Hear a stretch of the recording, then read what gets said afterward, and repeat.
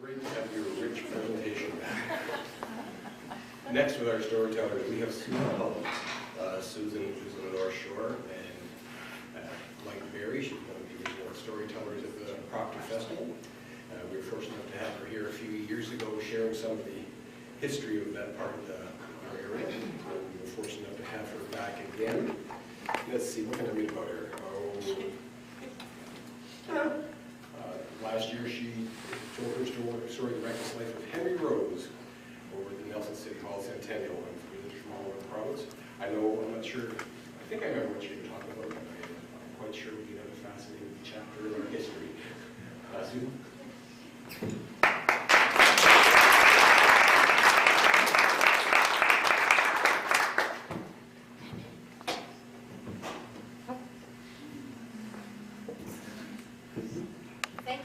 Thank you.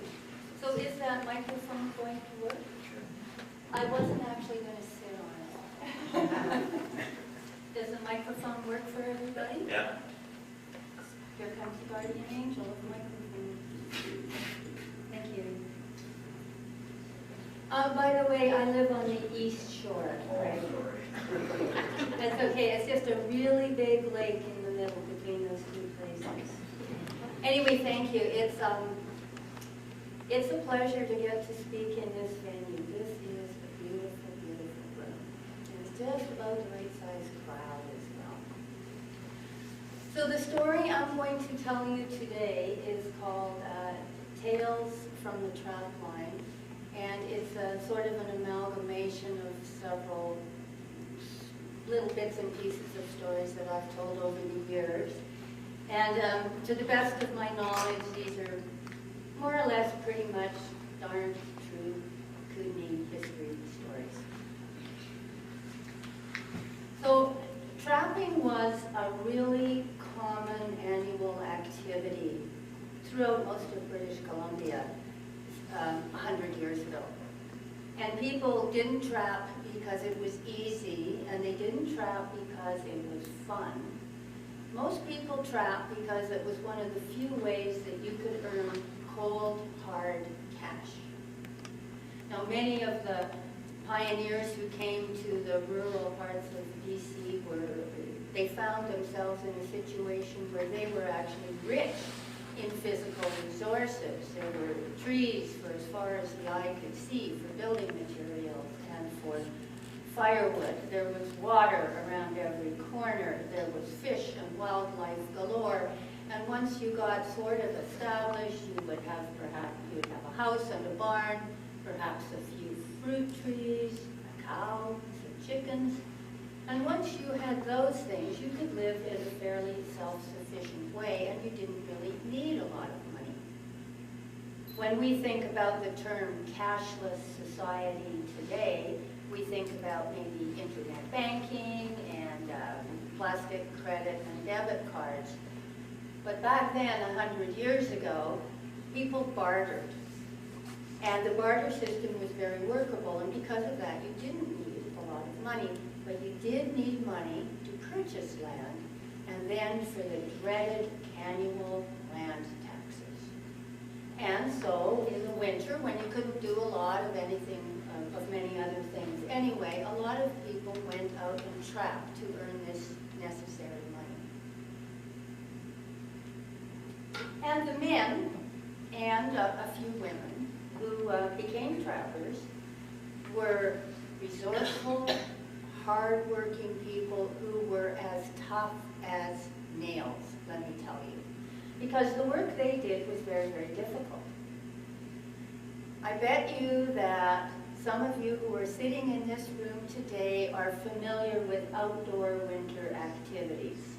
You know, skiing or snowmobiling, things like that. So you probably know what it takes to plan and pack for an extended stay in the outdoors, which was what a trapper's life was all about.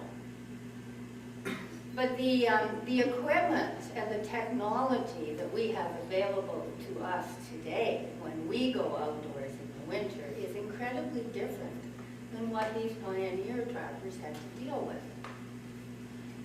Let's start with the packs they used. Well, let me tell you, no ripstop nylon, no aluminum or titanium frames for these guys. The industry standard for the trappers was called a Trapper Nelson pack frame.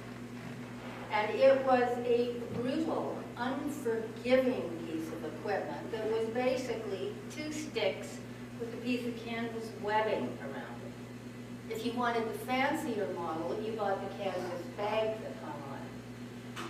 But it was not a high-tech piece of equipment at all, and it weighed several pounds itself, even before you started putting stuff in it or on it.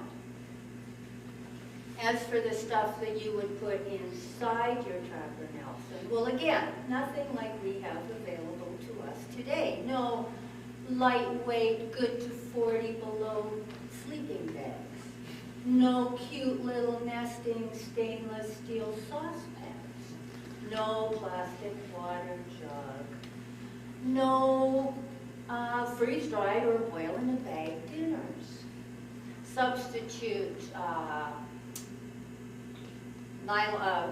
canvas tent, or at least a piece of canvas that you can use as a tarp. Substitute cast iron cookware, no water bottle, and a bunch of very basic foods, heavy basic foods like flour and lard and salt and beans.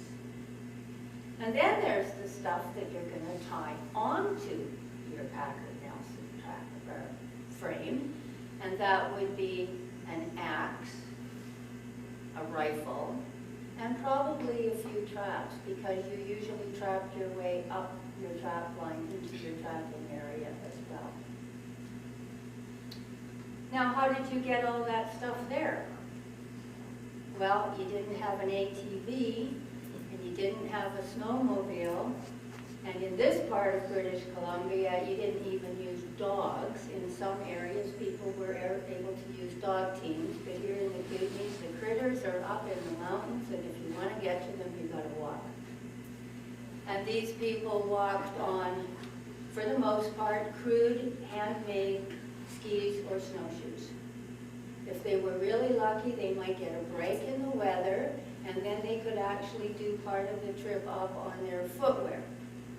Their footwear was nothing very special either. They were leather boots that, of course, didn't do too well after they'd been wet for days and days and days in a row.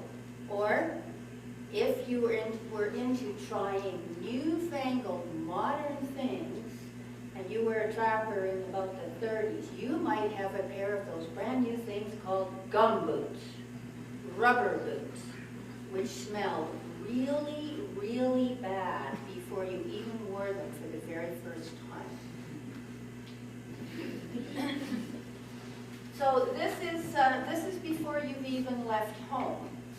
And obviously, once you get along your way, there's other things that are different from the way we travel in the back country today. Back then, you better either know where you're going or have a really good map and a compass, because there was no GPS, like a help I'm lost, come and find me scenario. You also better be very good at picking your traveling days. You better understand about the local weather, because there was no satellite weather forecasts. And you know, if you didn't pick your traveling days well, you might not get to your first cabin. If you were lucky enough to have a cabin, you might not get there in the first day of traveling, and that was why you carried that heavy canvas tent with you.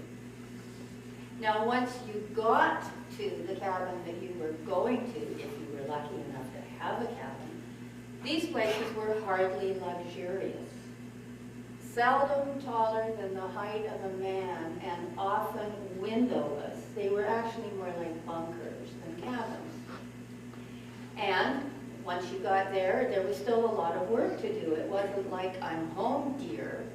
It was you had to thaw water from snow. You had to get a fire going, so you had to chop wood, and the water would come from the creek. You'd be doing your own cooking. You would have no satellite telephone or BlackBerry to keep you amused at night. You'd have no cell phone to phone your wife and say you'd arrived safely. And you would basically have no company either unless you counted the mice and the pack rats. These people were tough. So one of these trapper prospectors, and trapping and prospecting often went hand in hand for a number of men in early BC, because they were out in the same terrain just at different times of year, and they would often build a string of cabins to serve them over time to both prospect and trap.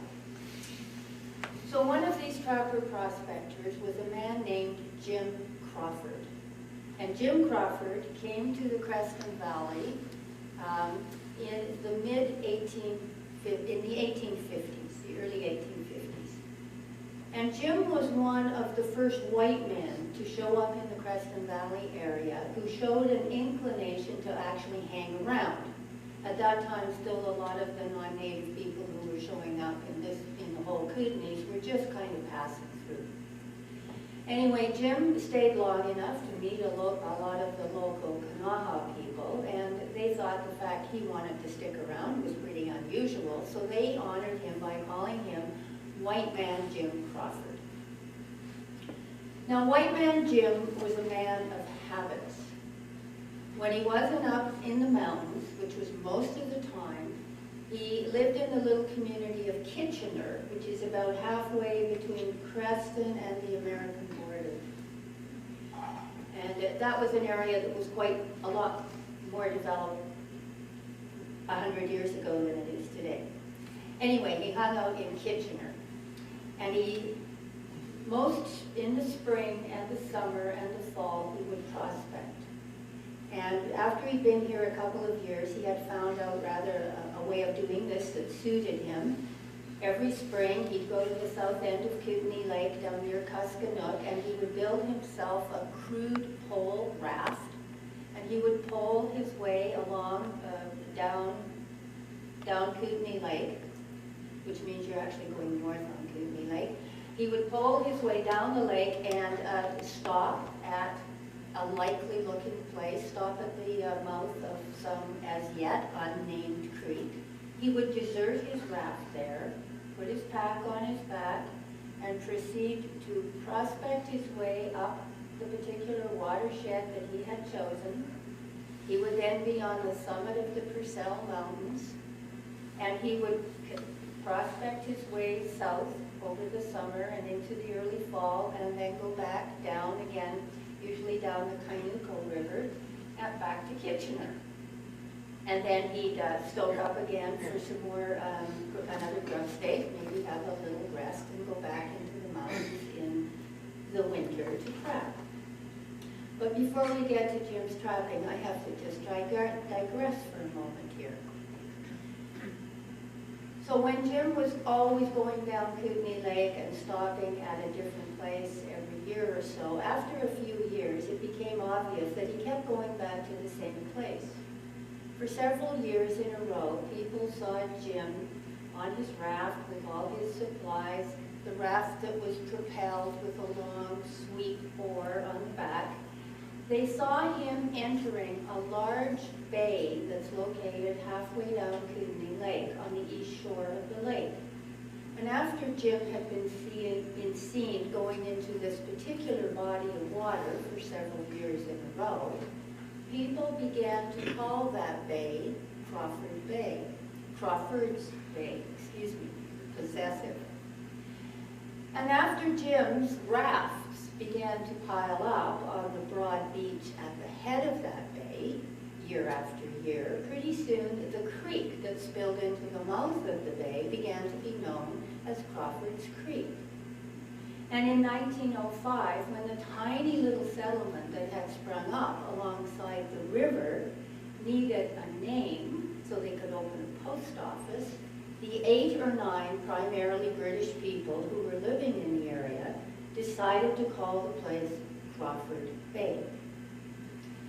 Now, the way I heard the story from several old-timers was that the name Crawford Bay didn't come up right away.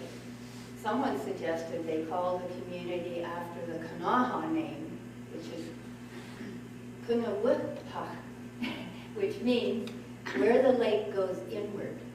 But I tell you, being British myself, I bet they considered that name for about 3 seconds because it was far too hard to pronounce. So Crawford Bay, the community I come from, that's the way Crawford Bay was named. Anyway, Jim Crawford was getting to be quite an old-timer by the early 1910s, because I can tell this because he was honored at a old-timers reunion banquet that was sponsored by the Creston Board of Trade, and he was honored in 1911. They didn't say exactly what age he was, but he must have been getting on by then to be honored by the Board of Trade. And he must have been slowing down, and apparently his friends noticed that he didn't prospect quite so far afield in the summers, and he didn't run quite so many traps in the winter. But you know, there was no such thing as old age pension or anything like that back then. So a guy like Jim would just keep on doing what he'd always done, albeit perhaps a little slower. It was in the spring of 1915 that some of Jim's friends and neighbors in the town of Kitchener began to expect, as usual, that very soon Jim would come down from his trapping cabins in the mountains. But he didn't show up. And nobody worried for a while, but after days and days turned into a few weeks, a search party was finally put together to fight their way through the snow up into the higher elevations. And the story of the search is chronicled in an issue of the Creston Advance newspaper, and I'll try to quote from that. As the group neared Jim's cabin, which was located at the confluence of the Goat Creek and the Kainuko River, a feeling of unease took possession of the party. The surface of the snow was undisturbed except for game tracks, and there was no smell of wood smoke in the air. And when they finally got to where they could see the cabin, their hopes were dashed. The cabin was, in fact, almost completely covered in snow. And half a day later, after they had dug down into the cabin, their worst feelings were confirmed. White man Jim Donald, Jim Crawford, was dead in his bunk. Now Jim had kept a diary, and he succumbed not to misadventure, but to a bout of rheumatism. He wrote that it had just become so painful that he could not get out of bed to do the things you have to do to survive in the mountains in the winter. He couldn't keep his fire going, he couldn't melt enough water, he couldn't cook for himself. And that was how Jim died. Now, excuse me.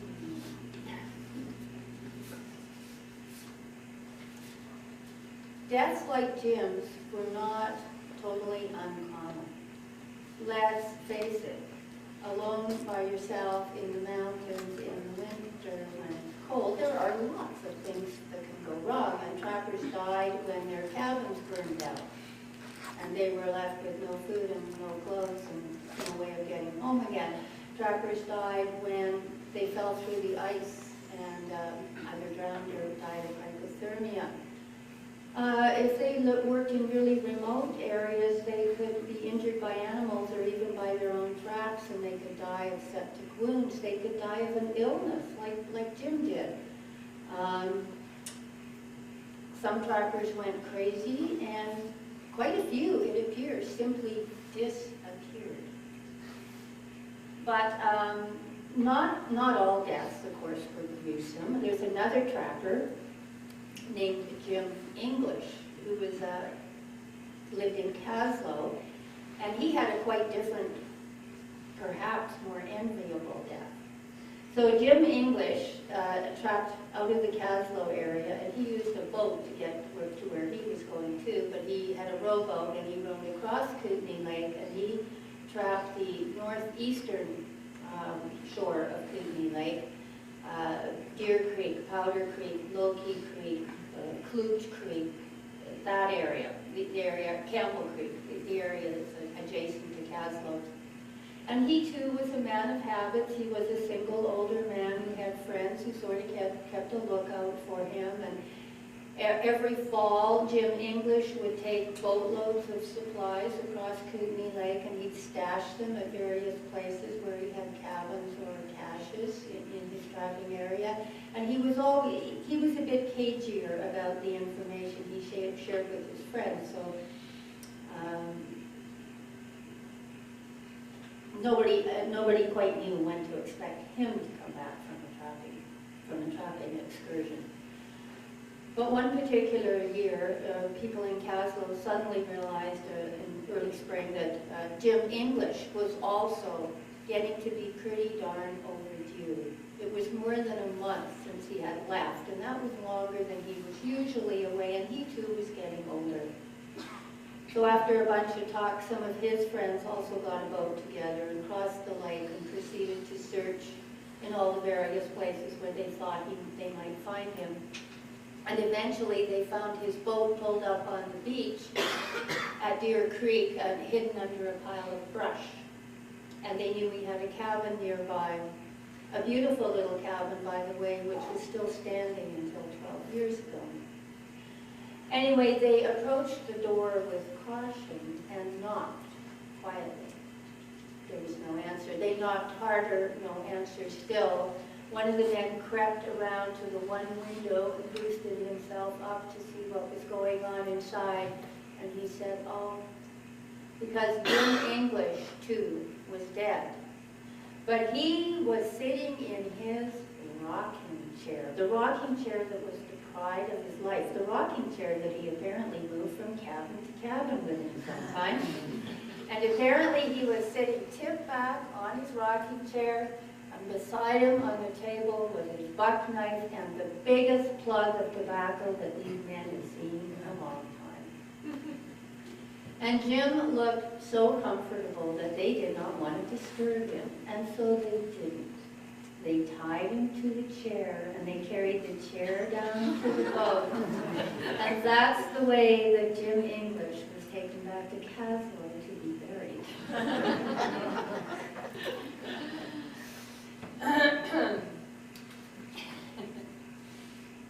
Okay. So it was possible to obviously die alone in the bush if you were a trapper, but you know, I found a story about a guy who managed to die in civilization.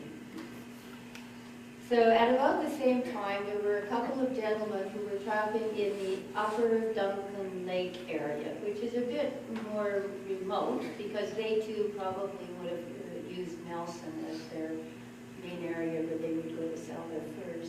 Anyway, so there's a gentleman named Slim Hatfield and another man named John Noyles, and they're partners, and they've trapped in the Duncan Lake area for a couple of years, and this particular year the trapping is just so good they can't believe it, and by Christmas time they figured $1,800 worth of fur sitting in their cache, and so they decide that one of them should go to town to convert some of this into money. And Mr. Noyles is the man who decides to go, and he successfully sells their furs, probably to the Hudson's Bay store in Nelson, and then he proceeds to go down to the old Klondike Hotel, which apparently was at the epicenter of what was then the Skid Row part of Nelson. And he goes down there and gets really, really drunk. He's heading back uptown later on that night. There's a dreadful snowstorm. He collapses into a snowbank, dead drunk, and dies of hypothermia. So that's another way of doing it. Okay, so theoretically, if it's bad to die alone, then maybe having a partner will help you, and in many cases it did. And a lot of people did have trapping partners, if not just to help you break trail. These men moved over hundreds of kilometers, sometimes over a period of 5 days, and one guy breaking trail is, it's a lot of work. Anyway, so partnerships can add safety, but in mid-March of 1922, Tom Oliver and, Tom Oliver and Frank Martin, how could I forget Frank? Tom Oliver and Frank Martin of Grey Creek set out on a very ordinary 5-day trapping trip. These two men had worked together for several years. They had established a series of trapping cabins up in the headwaters of where the new Grey Creek Pass Road is, and in the area of the Five Metals Mine. They were both incredibly competent outdoorsmen, and their partnership was a source of comfort to Tom's wife, Mary, who was the mother of 10 children, 6 of whom still lived at home. So when the men failed to return after 5 days, there was not too much concern. On the morning of the 6th day, Tom Oliver's oldest son, Edgar, went next door to talk to Samuel Birkbeck. He was the old wise man of Grey Creek at the time, and he had run a trapping area in the same territory. And the two men speculated about what on earth could have gone wrong. And of course, there was many things. They could have had an equipment breakdown. One of the men could be under the weather, and the other guy could be doing the work of two. The snow crust could have given way, and it could be really hard slogging, and it was just taking them a long time to get around their route. However, when the men still did not return on the morning of the 7th day, Samuel Birkbeck and the son left at early morning to track the missing men. 6 miles above the community of Grey Creek, they came to a place where a huge snowslide had come down from Sphinx Mountain. It completely covered the trail.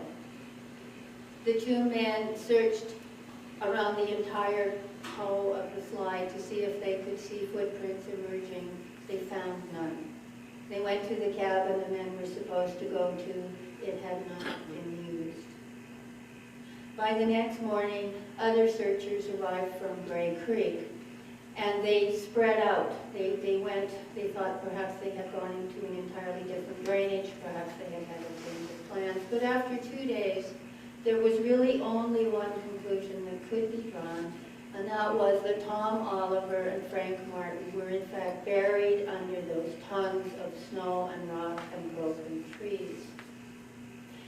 That, of course, could not be confirmed until the spring, when the snow melt in the Alpine. And until that time, thoughtful men from Grey Creek kept going up there, frequenting the slide to keep track of the melt. And being practical people, they worked on the trail when they went up and down. They popped rocks out of the surface, and they sawed off an awful lot of overhanging branches so that horses could get by, horses carrying heavy loads. So even if you were a really good trapper, and if you were really lucky and you never hurt yourself, and if you had a good trapping territory and there was lots of wildlife, and if you were really ambitious and you went out there as often as you should, and even if you got lucky a few times, you know what? Hardly anybody got rich from trapping. When you took your furs to the buyer, didn't matter who you were, you found yourself at the tippy far end of a huge string of middlemen that stretched all across North America and then as far as Europe. And these people all took a piece of the action. And they didn't communicate very well with the trapper. I mean, the middlemen were at the whims of supply and supply and demand was driven by the fickle fashion markets of Europe. And in some years, people wanted white foxes, and other years the furriers wanted only dark pelts to work with. And by the time that this news actually got back to the poor guy who's slogging around in the snow in the mountains of BC setting traps, it's way too late for this year. Which brings us to the point of why did anybody trap at all? And I got to put this question to a real-life trapper who is still alive and well today and lives in Grey Creek. So Johnny Oliver is the grandson of Tom Oliver, the man who died under the slide, and Johnny's going to be 91 on Canada Day this year. And Johnny still lives on the family farm that his grandfather Tom left from that morning. And Johnny and his daughter Diane still have their names on the trapping license for the Grey Creek area. That's 4 generations of that family that's trapped in Grey Creek. So I said to Johnny, "Why did you do it, Johnny?" And he said, "Well, you know, trapping was kind of a poor man's lottery. Some years you did really well, and other years you just didn't. But you know, trapping always added a few pennies to the pot in my family, and we used to deal in pennies back then. What's more, it always gave the men something to do in the winter."